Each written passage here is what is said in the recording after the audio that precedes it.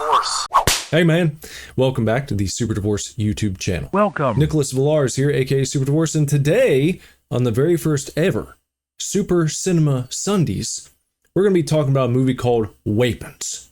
This one's written, directed, and produced by Zach Cregger from The Whitest Kids You Know and Barbarian, also the upcoming Resident Evil film. Bunch of kids go missing in this one from a third grade class, and hilarity ensues. Believe it or not, there's actually some great comedic relief in this film. It opened on August 8th, 2025, and it was loved by everyone. Sometimes that's a bad sign, but not in this case, in my opinion. It actually brought in $200 million so far on a budget of just $38 million. Not too bad.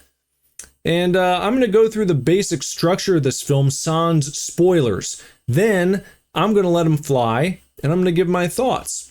But don't worry, I'll give you a second or two to fuck off first if you haven't seen it yet. Okay, so the movie is broken up into 6 chapters, each focused on a different character. The structure is non-linear. So when a new chapter begins, you often see events from previous chapters from another perspective.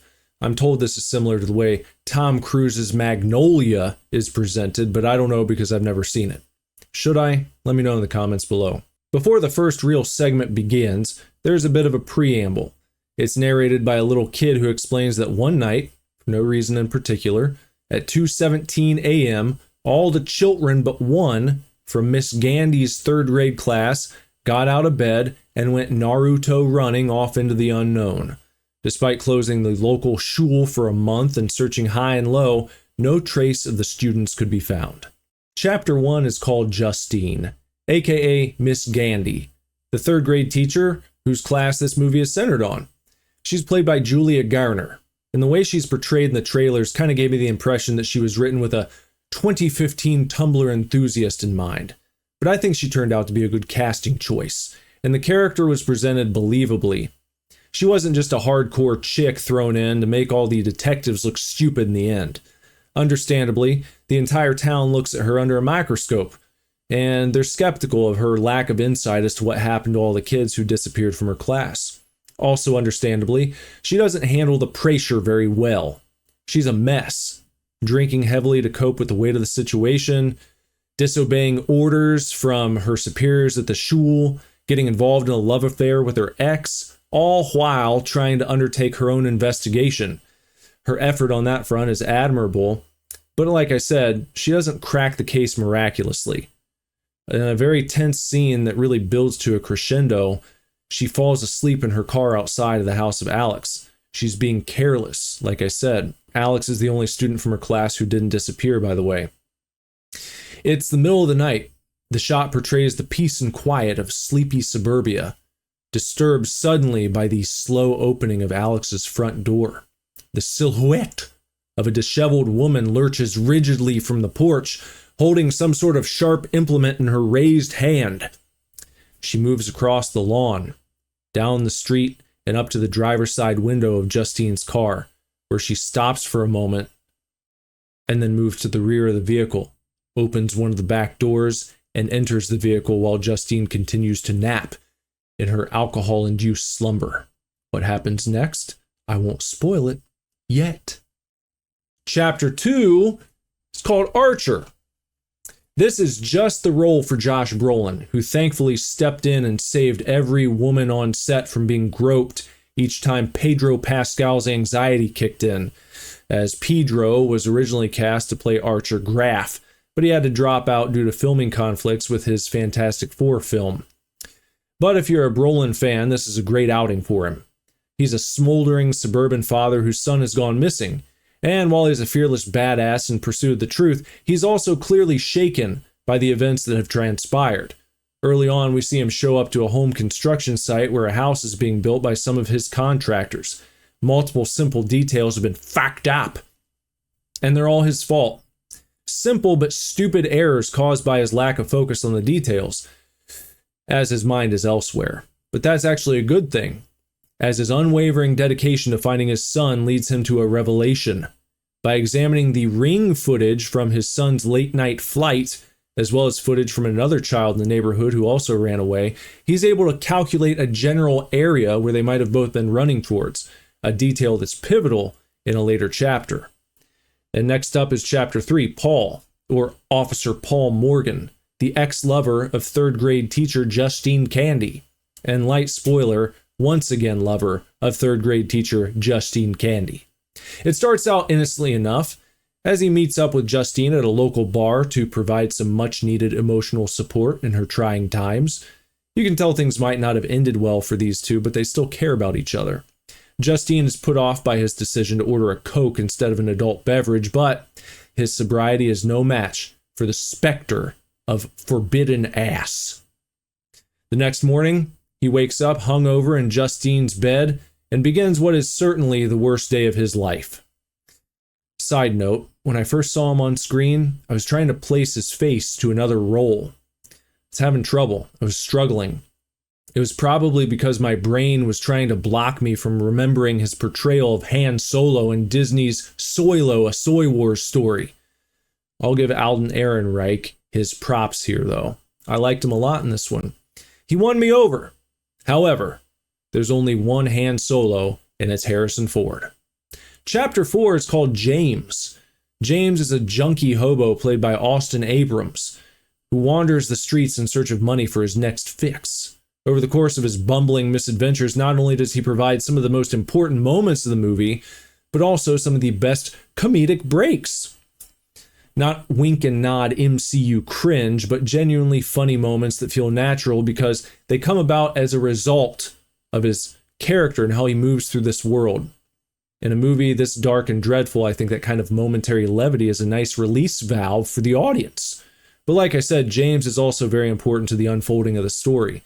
In particular, he stumbles upon a shocking revelation during his search for more drugs that straps a rocket to the steady pace of this story and blasts it off into Chapter 5, which is Marcus, the school principal, played by Benedict Wong.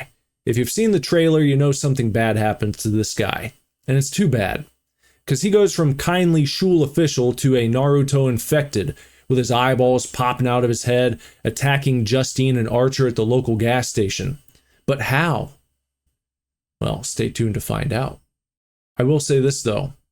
When you see the 7 hot dog lunch prepared by who we can assume is Marcus Miller's gay lover, shit's about to go down.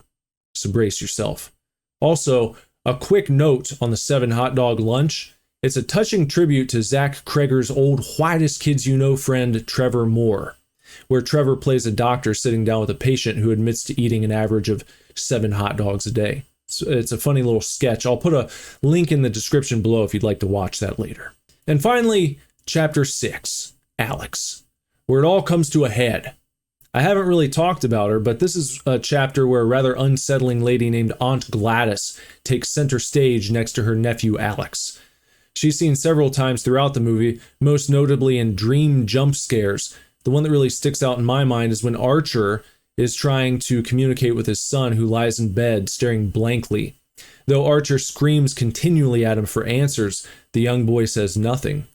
The camera shots alternate back and forth from Archer to his son until the boy is replaced in bed by the visage of the creepy old hag, smiling wickedly back at him through smeared makeup and yellowy teeth.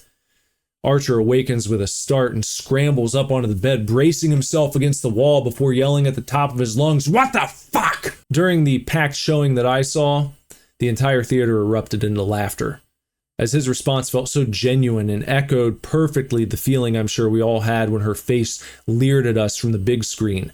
Another one of those perfectly timed release valves. Hey, Kreger's came up in a comedy troupe, so he's got the comedic chops. And even though he's doing horror now, he's not going to let all that comedic talent go to waste. More on Alex, though. He's a fairly quiet, unassuming kid with a nice family. He gets bullied at shul, but he doesn't appear to be vindictive. He takes the bullying in stride and moves along, probably focused instead on his loving mom and wholesome dad who picks him up after school every day, until one day dad's not there. Forced to walk home, he finds his mother and father sitting at their dining room table nearly unresponsive. Aunt Gladys urges that they're not feeling well, and for the time being, she seems to take over as the head of the household. Could that have something to do with the mystery of Alex's missing classmates? Well, you'll have to go and watch for your damn self. Or just continue watching this video, because I'm about to blow the lid off this fucker. In 3, 2, 1. You've been warned. Spoilers ahead. Aunt Gladys is a no-good witch, and she used trickery and spells to cause all this hubbub. Here's how and why. Gladys appears to be suffering from a sickness. When she first shows up at Alex's house, his dad gives us the impression that she's perhaps suffering from cancer and probably won't be staying with him for very long, as her days are surely winding down. What we find out is that it was her plan to bewitch Alex's parents and drain their life force to replenish her own. When that doesn't work, she asks Alex to bring her a personal item from each one of his classmates so that she can enchant them and draw out their essence to the same ends. At first, Alex refuses, but then Gladys performs a ritual that causes both of Alex's parents to pick up forks from the dining room table and begin stabbing themselves repeatedly in the face. It's a gruesome, gruesome scene, but Gladys explains it could be much, much worse, as she controls them fully and can not only make them hurt themselves, however she chooses, but can also direct them to attack the small child. He relents, and she swears him to secrecy with threats unimaginable, like replacing all the Little Debbie snack cakes in the house with celery and blocks of raw Parmesan cheese. And so he remains quiet and convinces everyone at school, as well as the authorities, that he knows nothing. Alex then proceeds to take the name tags from each student's personal cubby at shul and deliver them into the hands of his evil aunt. She then uses them in her ritual, and at 2:17 a.m., at the snap of a twig, at the creepy hands of Aunt Gladys, all the children get out of bed and run to Alex's house, like 50-year-old scalpers descending upon the local GameStop when a new exclusive set of Pokemon cards are released. Gotta love scalpers. They flow into the home like a shul of fish and down into Alex's basement, where they stay until James bumbles in while searching for items to steal and pawn for drug money. When he goes down in the basement, he sees all the kids standing and staring blankly before running out of the house spooked out of his mind. However, he doesn't go straight to the authorities. It's not until he's at a pawn shop and notices an alert for all the missing children, accompanied by a hefty $50,000 reward, that he calls the police and places his anonymous tip. James then heads to meet up with the authorities, but on his way, he's seen by Officer Morgan, who had just recently told him to get out of town and never come back, following an arrest gone awry. A little bit of police brutality that was honestly justified in my opinion. Paul asks James if he had anything dangerous in his pockets. James says no, and Paul ends up being stuck by a syringe. So Paul's reaction is to knock James out with a haymaker, but only after realizing his cruiser cam had caught the scene on tape. So, in an effort to make it all go away, Paul tells James to hit the bricks and he won't take him in. Back to the present. Paul sees James walking toward the police station and freaks out. He chases James into a forest where James sees Aunt Gladys sitting by herself in the wilderness. This freaks James out, and he crawls into a nearby tent he'd set up at his shantytown. And when the entrance to the tent is breached, it's not Aunt Gladys, but Paul, who's once again pierced by James. Only this time, it's not one syringe, but a fistful of needles right to Paul's face. Paul proceeds to ground and pound until James reveals that he knows where the kids are. So they make their way to Alex's house. James is locked in the cruiser and Paul goes to investigate, but he never comes back. Later that night, after Archer runs into Justine and tells her that he's whittled down the location of the kids to a particular part of the neighborhood, she recognizes the area as being right where Alex lives. They drive to Alex's, and Justine sees Paul's cruiser, which spurs further investigation. Justine and Archer enter the house, and lots of chaos goes down. You're just going to have to watch that part. I can't describe the whole thing. It's too crazy. Suffice to say, Alex ends up getting some personal items from his Aunt Gladys. He performs the ritual he's seen her perform countless times, and that sicks the kids on his aunt. The grand finale is a weak, feeble, humbled Aunt Gladys running through the suburban neighborhood being chased by a pack of wild third graders. It's absolutely insane and borders on hilarious because of all the destruction. Aunt Gladys will run through a random person's home, and 5 seconds later, a horde of children come bursting through windows, barreling through doors, knocking over furniture. It's a fucking hoot, man. Imagine 28 days later, but it's the cast of the Mickey Mouse Club. These are the titular weapons they were talking about, and they've been turned squarely on their maker. When they finally catch up to Gladys, she's torn apart in a fashion the likes you haven't seen since Rhodes was unceremoniously dismantled in Day of the Dead. And it's awesome. Her head is ripped in half at the jaw, her intestines are pulled out, her limbs are scattered to different zip codes. There's nothing like seeing the evildoer get her comeuppance. It was similar to the satisfaction I felt when watching the chainsaw scene at the end of Last House on the Left. But after Gladys is reduced to a pile of mush, Archer is reunited with his son, and the kids are all returned to their parents.